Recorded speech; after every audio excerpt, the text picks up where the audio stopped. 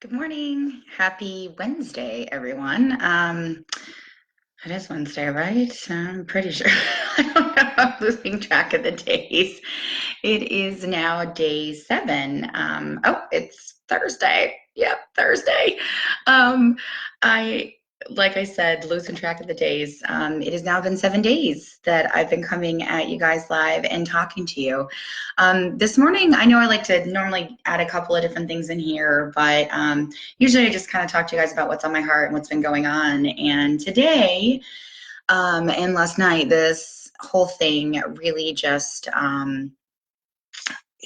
kind of hit home. So last night or yesterday afternoon, my husband received a call. He does mobile crisis work. So he goes out still, and that doesn't look like it's stopping anytime soon for him. But he goes out and he helps people who are in distress right now, whether that be, from an addiction, mental health issues, it just kind of runs the gamut. But his coworker would not answer the phone. They were having some issues, and then when he finally got a hold of her, because she was supposed to be taking the call that was coming in, she's concerned, and she's now going to be tested for the coronavirus or COVID-19. So.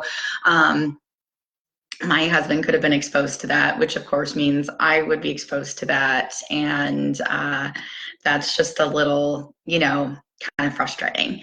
Also, with me not working, financially, it's definitely been a struggle for us. Like I had started a business a couple of months ago, but it takes time to build a business. It's not something that happens overnight for most people anyway. And you have to put in the work. And that's something that, I'm slowly building, but it's still not a tremendous source of income for us.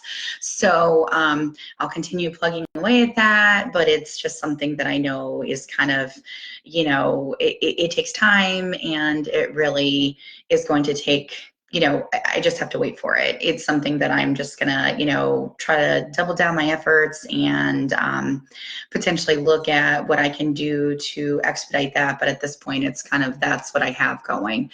I was driving Lyft and Uber, but obviously that has slowed down and really is almost non-existent because of this. And I've kind of really tried to watch because, I didn't want to expose my husband to anything being out there, not really knowing the people that I had in the car. So anyway, so now I'm here and I'm completely available all the time. So anybody who wants to talk or maybe has been going through something similar, I'm definitely here for you.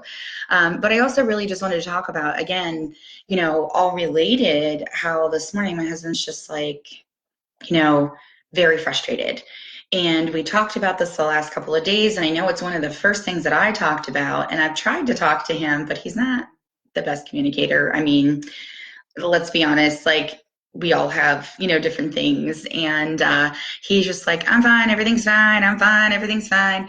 And the next thing you know, it's like one of those situations where he's like, I just don't even know like what we're doing from day to day. And my entire life has been completely turned upside down. And again, this is not new to anybody else, but this was him communicating to me.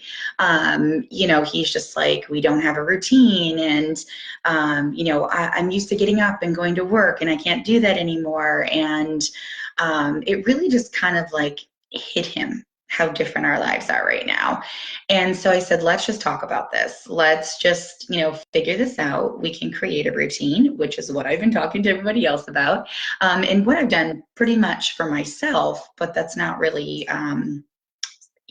working for him necessarily. And I've been trying to just slowly work him in and let him dictate what he wants his schedule to be, because I certainly don't want to tell him what he has to do or what his day is going to consist of. But I feel like maybe after our conversation this morning, that might be a little bit more part of what we're going to be planning and doing this afternoon, because I feel like it'll help both of us get a little bit better of a peace of mind, because when he's stressed out, it stresses me out. So, and obviously we all know that we have a lot going on. and everybody's life is different. Everybody has been impacted in one way or another. So staying home, I had a friend here on Facebook that mentioned, like this, I'm going crazy, I can't wait to get back out in the world. And it's funny because social media has taken over, and my gosh, I remember way back in the day, and I'm gonna certainly show my age here, when you had flip phones and texting first came out, and you had the T9 texting, and I was just like, I have no idea why anybody would take all that time to text somebody when you could just pick up the phone and call them, and boom, everything's taken care of, right? And then as texting got easier, I was like, ooh, well, maybe I'll use this, and now it's kind of like the bane of my existence, right? So I don't normally make phone calls. I've found that I've made more phone calls as of late, but that's not my norm. I think I mentioned it in one of the other videos, like my family would joke that, on my answer machine, I said, but on my voicemail for sure, it should say like, just hang up right now and text me, because I'm not going to answer the phone. And that really is kind of my mantra, but it's mainly been because texting is convenient, because I can do that and do other things. I'm not just like pigeonholed to staying stuck to my phone or on the phone, because I'm the kind of person that if I'm having a conversation, I don't want to be distracted by so many other things. I just want to connect with the person that I'm talking to, because I feel like if they call me, it's important. And so that always kept me like, if I spend an hour talking to my dad on the phone, which is the norm, then I'm not going to get anything done during that hour. Like absolutely nothing. I can't, it's just the way that I function. Not that I can't multitask. It's just one of those things that when I'm on the phone, that's what I need to do. So it's so much easier for me to text and have a conversation that way. Unless there's something obviously of importance I have to get to. I digress. Like I'm really going into this. Anyway, the point is that social media is very similar. So way back MySpace, and Marty, who will probably come on here at some point, we met back then when I was actually pursuing a singing career through MySpace. And so it's kind of one of those things where it's like social media had really taken over. So it kind of is one of those things where I feel like we're all kind of children, right?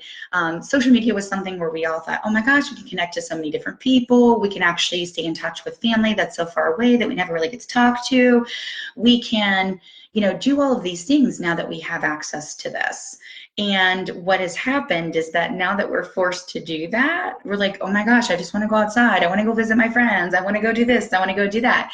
But I have also, in all fairness, I have seen a swing in personal connections. So I think that people had realized that the connections that you have on social media isn't as deep necessarily as, or maybe people weren't able to do that as that one-on-one or that personal in-person connection. So again, we're all impacted by this. Sorry, my leg ditched. And it's something that we all have to adjust, and you have to find your new normal, right? And I know that, like, I've also talked to another friend that has said, like, my new normal has changed daily, and that's challenging for some of us, right? You have to be able to just adjust and move on. And I know that it's much more difficult for people with children. But again, that's actually kind of the one thing that I really wanted to talk about this morning when I first started, or when I was planning for today's call. And I will briefly mention that because I am almost out of time. But it's, I am so happy to see so many things go to an online platform. I was talking to my coach yesterday, and she mentioned that, some friends had posted that their children, their daughters are taking dance lessons online. So she was streaming it to the TV, and the teacher was actually, handling instruction over the internet, and the kids are dancing in the living room. How amazing is that? While we were on the phone, we were actually doing a Zoom call. Her son was taking a field trip, a school field trip through Scholastic News. So if you guys aren't on there, definitely take advantage of that. He actually went to a museum yesterday and was able to see that. So, I know it seems overwhelming, but what we have to do is we just have to kind of take back charge, right? Take back control, and plan our days. make things as normal as possible, and really try to focus on the good that's out there, the good that is happening around us, like little kids dancing in the living room. That just makes me happy. It makes me want to go dance in my living room. And then, you know, taking those field trips that honestly, maybe otherwise you wouldn't be able to take. I'm not sure which museum you went to, but I mean, you know, you don't usually see like a third grader going to the Museum of History in Washington, D.C. when they live in Massachusetts or New Hampshire. So, you know, that kind of thing could be something that, you know, you could experience that you wouldn't otherwise have time for. And you could do that with your child. If you haven't been, you know, I'm sure there are a lot of things right now, if they weren't available before, which I know most places have these kind of things available, but I'm sure they are now, because they're now trying to, you know, accommodate everyone as well. So these videos are how I'm trying to give back. I'm trying to be there for everybody to let you know that I'm here. Again, like, share, comment, do whatever you can to get this information out so that we can reach as many people as possible. That was my goal, to help just a couple of people, and the more people that see these, the more people I have a chance of actually making a difference in their lives. So I would appreciate that. Again, I'm always open to subjects or topics. I do tend to kind of fly off the cuff and talk about the things that are on my heart at the time, and I feel like there's a reason for that. So, you know, but if there is something where I see that a lot of people are sending the same type of things, I've kind of been all over the place with that. So if I see something where there's some consistency, I will definitely talk about that and make sure that I do some research and am prepared for you with whatever, you know, way I can help, because that's what I'm here for. So I hope you guys have a great Thursday, not Wednesday. I'm losing my mind. And I look forward to seeing you tomorrow morning at 9 a.m. Have a great day.